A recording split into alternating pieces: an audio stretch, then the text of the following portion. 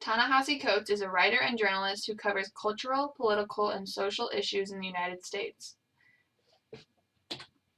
Ta-Nehisi grew up in a rough neighborhood in West Baltimore.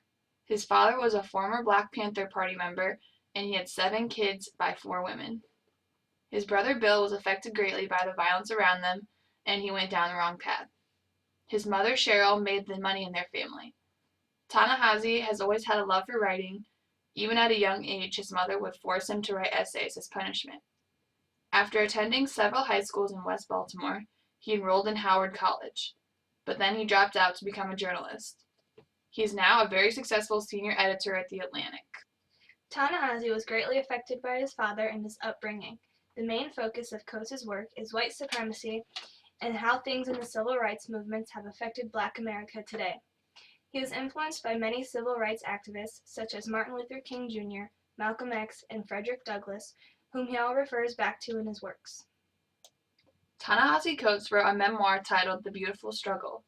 This is the only book that he has published. It discusses his childhood and the road to manhood. He tells stories of violence and explains his complicated family situation.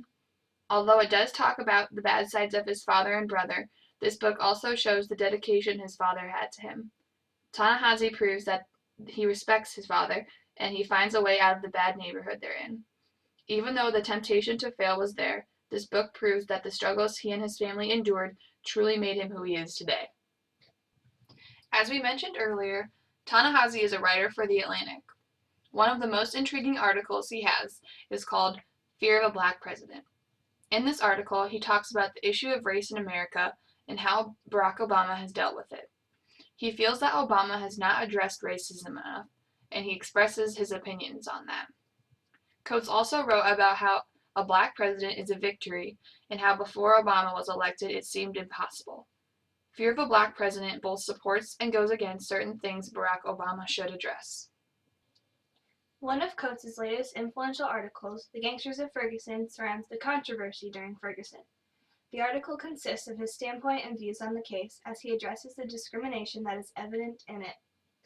Coates describes the incident as being discriminatory intent and the justice in Ferguson as not being a matter of racism without racists, but racism with proud racists. He then goes into talking about white supremacy as a force with which one can negotiate, meaning that the white people in this case will be the reason why black bodies transform into more wealth. Throughout the article, Coates defends his morals and views and essentially stands for the black population through the Ferguson case. One of Coates' most well-known articles, published in The Atlantic, is The Case for Reparations.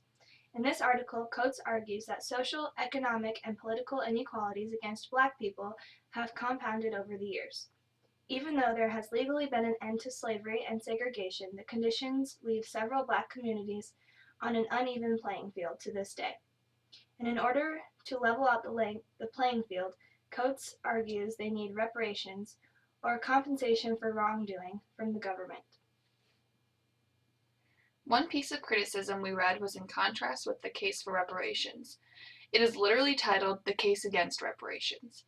This article from the National Review simply states that Coates does not make a strong enough argument for reparations.